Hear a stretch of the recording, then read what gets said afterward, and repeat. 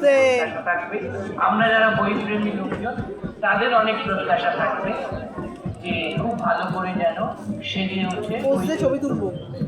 স্থায়ী বইমেলা প্রাঙ্গণ এবং বইতীর্থ দুটোই আমাদের পরম প্রাপ্তি।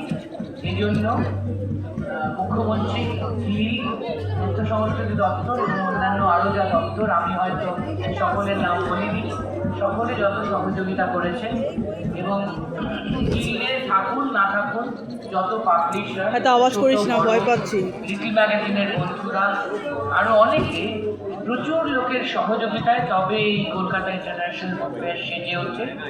এরকমই প্রতিটা বাংলার ঐতিহ্য, কলকাতার ঐতিহ্য।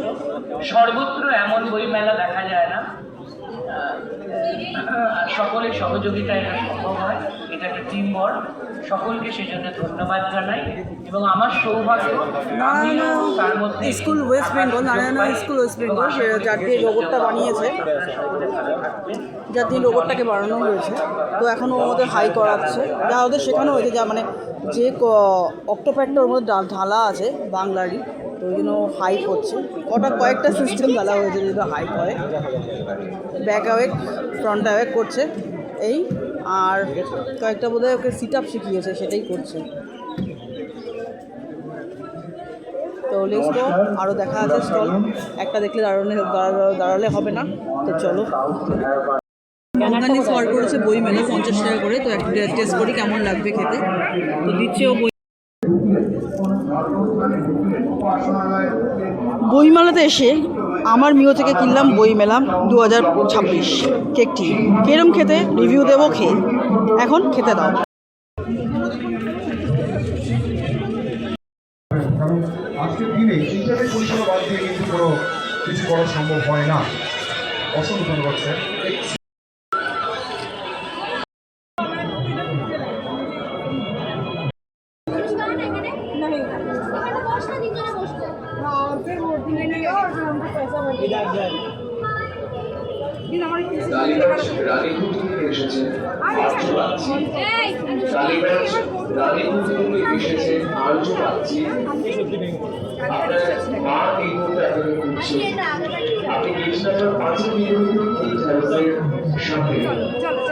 চলে আসো।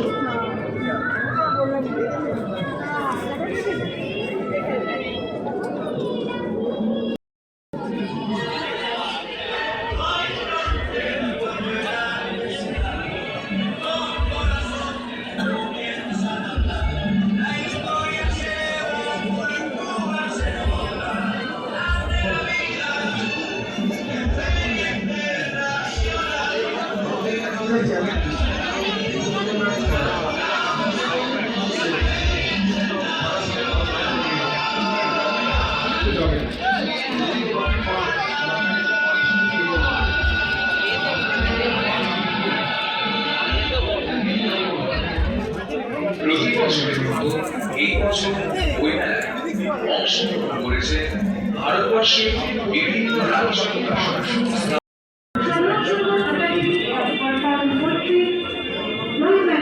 বইমেলার শেষ সন্ধ্যায় শেষ বেলাকার শেষের গানে ভোরের বেলার